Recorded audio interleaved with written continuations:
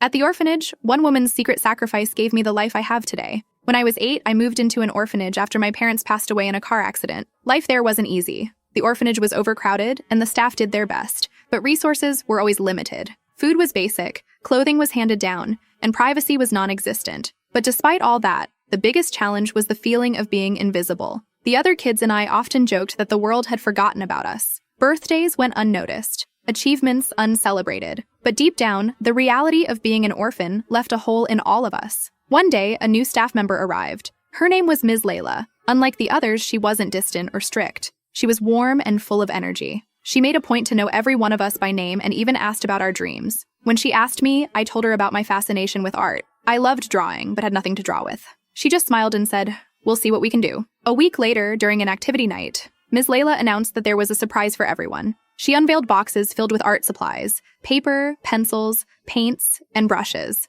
I couldn't believe my eyes. "How did you afford this?" I asked her. She just winked and said, "It's magic." Over time, I noticed she had little magic moments with every child. Whether it was a soccer ball for a kid who loved sports or a new book for an aspiring writer, she always found a way to give us what we needed most. Not just material things, but hope. I couldn't shake the feeling that Ms. Layla was doing something out of the ordinary. So one night, I decided to follow her. She left the orphanage late in the evening and walked to a local cafe where she worked the night shift. It hit me. She was working extra hours to buy us those gifts. The next day, I confronted her. "You don't have to do this," I said, tears welling up in my eyes. She smiled and said, "You kids deserve to know that someone cares. You're more than just names on a roster. You're my family." That conversation changed everything. Her selflessness inspired me to believe in myself. I started entering art competitions, and with her encouragement, I won a local contest that offered a scholarship to an art school. That moment set the stage for the life I have today, a life filled with color and creativity. Now, every time I pick up a brush,